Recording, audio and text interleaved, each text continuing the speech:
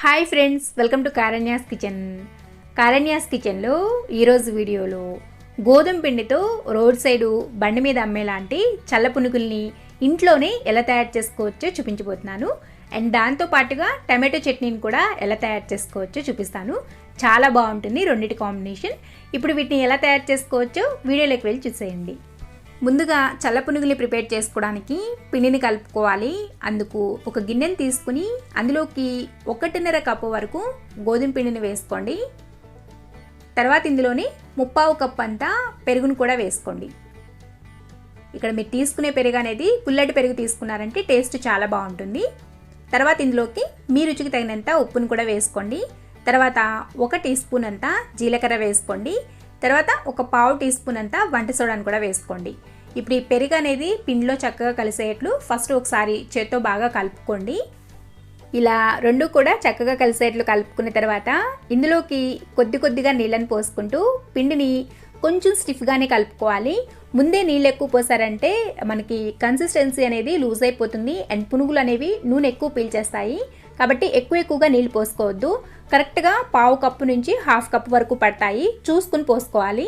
అది పిండి ఉన్న క్వాలిటీని బట్టి ఆధారపడి ఉంటుంది. అందుకే నేను నీళ్ళు అనేవి కరెక్ట్గా చెప్పడం లేదు. ఇక్కడ నేను మీకు పిండి కలిపిన తర్వాత చూపిస్తున్నాను చూడండి. ఈ కన్సిస్టెన్సీలో ఉంటే సరిపోతుంది. పిండిని ఇలా చేత్తో పైకంటే ఆ విధంగా ఉండాలన్నమాట. స్టిఫ్గా ఉండాలి, అట్ ద సేమ్ టైం పునుగులు వేసుకోవడానికి కరెక్ట్గా ఉండాలి. ఇలా కలుపుకున్న తర్వాత పిండిని చేత్తో ఒక 3 నుంచి 4 నిమిషాల పాటు బాగా బీట్ చేసుకోండి. ఇలా చేయడం వల్ల పిండి అనేది సాఫ్ట్ అవుతుంది, పునుగులు చాలా టేస్టీగా వస్తాయి.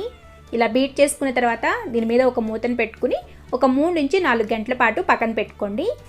పిండి ఒక 3 నుంచి 4 గంటల పాటు నానిన తర్వాత ఇప్పుడు టమాటో చట్నీని ప్రిపేర్ చేసుకోవడానికి స్టవ్ మీద ఒక ప్యాన్ పెట్టుకుని అందులోకి 1 లేదా 2 టేబుల్ స్పూన్ల నూనె వేసుకోండి. నూనె కొద్దిగా కాగిన తర్వాత ఇందులోకి 1 టేబుల్ స్పూన్ అంత పల్లీలు, 1 టేబుల్ స్పూన్ అంత పచ్చిశనగపప్పు, 1 టేబుల్ స్పూన్ అంత ధనియాలు అండ్ 1 టీ స్పూన్ అంత జీలకర్రను వేసుకోండి. ఇలా అన్నిటినీ వేసుకుని లో ఫ్లేమ్లో వీటిని చక్కగా కొద్దిసేపు ఫ్రై చేసుకోండి. ఇలా కొద్దిగా ఫ్రై అయిన తర్వాత ఇందులోకి ఒక 8 నుంచి 10 ఎండుమిరపకాయలను వేసుకోండి.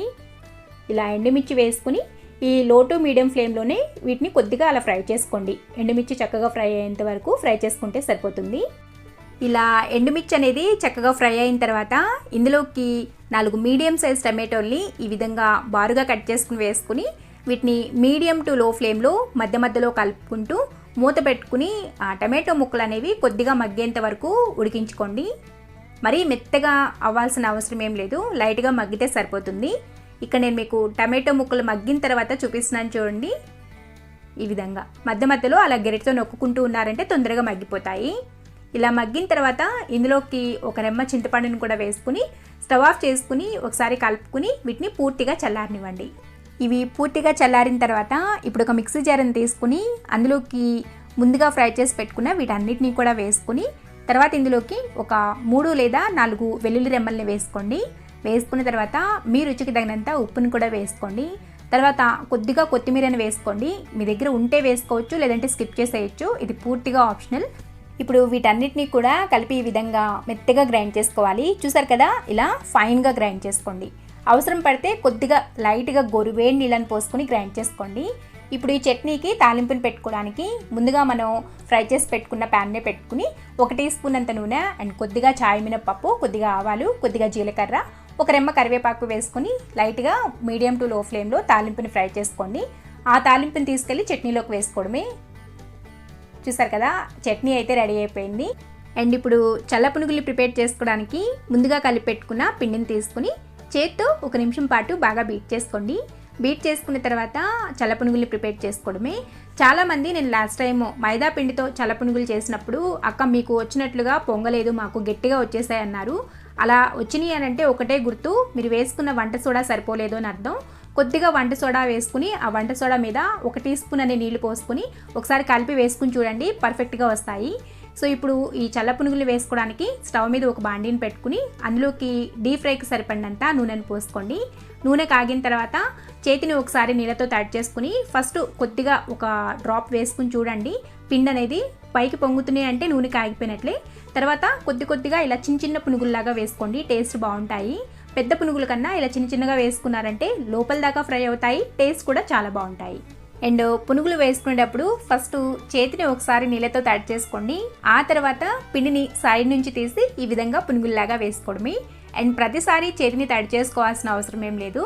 మధ్యలో పెట్టారంటే పిండి ఎక్కువ అంటేసుకుంటుంది అండ్ మీకు వేయడానికి కూడా కష్టంగా ఉంటుంది. అందుకని సైడ్ నుంచి తీసుకోండి. ఇలా నూనెలోకి సరిపడని వేసిన తర్వాత ఒక గరిటెని తీసుకుని అటు ఇటు తిప్పుకుంటూ అండ్ మీకు ఇలా తిరగవన్నమాట. అందుకని గరిటెని ఈ విధంగా రౌండ్గా తిప్పుతూ ఉండండి. అన్ని వైపులా కూడా ఈవెన్గా ఫ్రై అవుతాయి. అండ్ వేసుకునేటప్పుడు తొందరగా కలర్ వచ్చేస్తాయి, మనం వేయడం అనేది లేట్ అవుతూ ఉంటుంది. అందుకని ఫస్ట్ మీడియంలో పెట్టుకోండి. వేసేసిన తర్వాత హై ఫ్లేమ్లో పెట్టుకుని ఎర్రగా వచ్చేంత వరకు ఫ్రై చేసుకోండి. చూసారు కదా, ఇలా ఎర్రగా ఫ్రై అయిన తర్వాత వీటిని తీసి ప్లేట్లోకి వేసుకుని వేడివేడిగా సర్వ్ చేసుకోవడమే. ఇదే విధంగా మిగిలిన పిండితో చల్ల పునుగుల్ని ప్రిపేర్ చేసుకోవడమే. నేను ఆల్రెడీ మైదా పిండితో ఎలా ప్రిపేర్ చేసుకోవచ్చో వీడియో చేశాను, ఒకసారి చూడని వారు ఉంటే పైన కార్డ్స్లో లింక్ అనేది ఇస్తాను. చూసారు కదా, చాలా సింపుల్ అండ్ చాలా టేస్టీ అయిన గోధుమ పిండితో చల్ల పునుగుల్ని ఎలా తయారు చేసుకోవచ్చో ఇలా ప్రిపేర్ చేసుకుని మనం ముందుగా ప్రిపేర్ చేసి పెట్టుకున్న టమాటో చట్నీ మధ్య మధ్యలో ఉల్లిపాయ ముక్కలు నంచుకొని తింటుంటే అద్భుతంగా ఉంటుంది. ఒకసారి తప్పకుండా ట్రై చేయండి. ట్రై చేశాక మీకు ఎలా వచ్చిందో కూడా కింద కామెంట్ సెక్షన్లో కామెంట్ చేసి చెప్పండి. మీకు ఈ వీడియో కానీ నచ్చినట్లయితే వీడియోని లైక్ చేయండి. ఈ వీడియోని మీ ఫ్రెండ్స్కి రిలేటివ్స్కి షేర్ చేయండి. మరిన్ని యమ్మీ అండ్ టేస్టీ రెసిపీస్ కోసం కారణ్యాస్ కిచెన్ని సబ్స్క్రైబ్ చేసుకోండి అండ్ పక్కనే ఉన్న గంట సింబల్ని కూడా నొక్కండి. Thanks for watching.